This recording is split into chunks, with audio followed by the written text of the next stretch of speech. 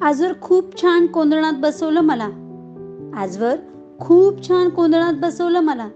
आदर्श आई, आदर्श पत्नी, आदर्श बहीण, मुलगी, सून ही सगळी नाती असतात पुरुष सापेक्ष. स्त्री तिच्या मर्यादित राहिली तर आदर्श. कुंपण, लक्ष्मण रेषा तिला बालपणापासून मरेपर्यंत. या मर्यादा आखून दिल्यात पुरुषांनीच, त्यांनी निर्मिलेल्या धर्मग्रंथामधून स्वतःची सत्ता अबाधित राखण्यासाठी. ही सारी नाती आणि त्यांची कुंपणे, या पलीकडे आहे एक स्त्री, समजून तर घे. अशी कशी रे बसतेस? आता काय लहान राहिली आहेस का? कशी चालतेस?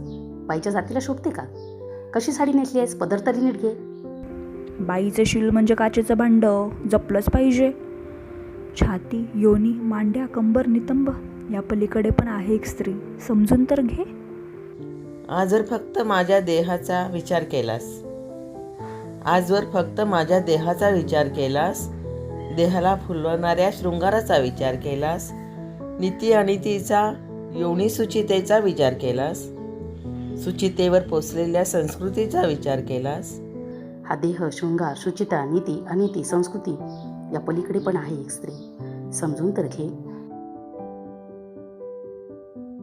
तुझा धर्म आणि तुझी जाती व्यवस्था, तुझा धर्म आणि तुझी जाती व्यवस्था तिचे रक्षण करायची जबाबदारी टाकली माझ्यावर. संकर व्हायला नको म्हणून बालपणीच जुंपले संसाराला. सती पाठवलं मला खोटा गौरव करून, कधी विद्रूप केलेस केस कापून, कधी बनवलं केवळ उपभोगाची वस्तू. तुझा देव, धर्म, जात, समाज कुणीच समजून घेत नाही एका स्त्रीला. तू तरी समजून घे. समजून घे नव्हे, तुला समजून घ्यायलाच लागेल. कारण जिथे दमन तिथे संघर्ष अटळ. धर्मसंस्काराच्या गुंगीमधून जेव्हा येईल तिला जाग आणि ताटपणे उभी राहील बंडाच्या पावित्र्यात, तेव्हा या जगात तुझे स्थान कोठेच नसेल. आजच आहे तुला संधी केलेल्या चुका सुधारण्याची. स्त्री दाक्षिण्य नकोय मला, मला हवा आहे समान हक्क, संविधानाने दिलेला माझ्या देहावर, माझ्या मनावर आणि माझ्या जगण्यावर. फक्त माझाच हक्क, माझाच हक्क आणि फक्त माझाच हक्क.